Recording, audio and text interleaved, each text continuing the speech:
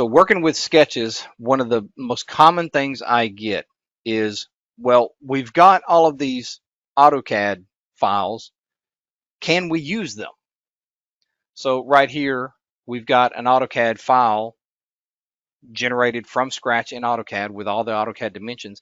Can I use that in Inventor? Yes, you can.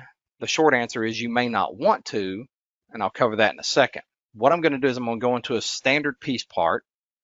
I'm going to start a new sketch. And in that sketch mode, I have the ability to insert an AutoCAD file. What this actually does is it launches a little translator utility. Now, I don't normally use this workflow. The reason I don't use this workflow is I don't like waiting on the utility. As you see, I'm still waiting on it. The translator utility is a good little utility. There's a lot of things you can do in here. You can turn off what layers you don't need, any objects you don't need, hidden lines, center lines, phantom lines, things like that.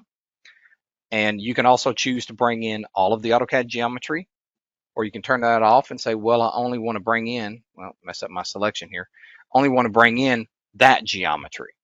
So you can actually window around what you want. Stepping to the next screen, it will automatically detect the units. You can change that. You can choose to constrain the endpoints because this is AutoCAD geometry, and for the most part, AutoCAD geometry does not have constraints. You can also choose to apply geometric constraints. So when it sees a horizontal line, it will apply a horizontal constraint. Tangent, line, and circle, it will apply a tangent constraint. And it does a pretty decent job at doing that. You can also convert AutoCAD blocks into Inventor blocks. When I click Finish, it drops it on the screen, and you notice I don't get a choice of where it goes. I have to move it after the fact.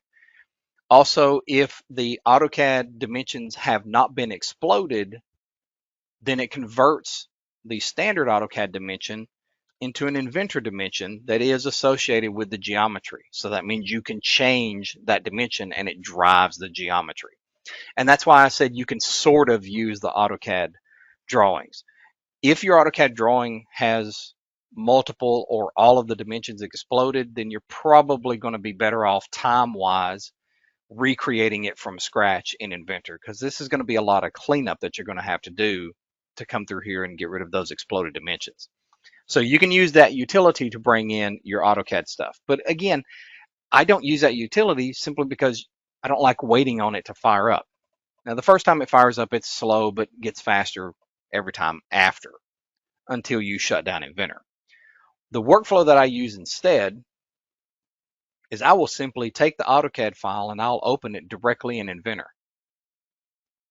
This is what it looks like when you open that in Inventor. Then I'm going to take and just window around what I want, right click, copy, come back over to my part and my sketch, right click and paste. And you'll notice almost instantly I have the ability to place it somewhere in my sketch area.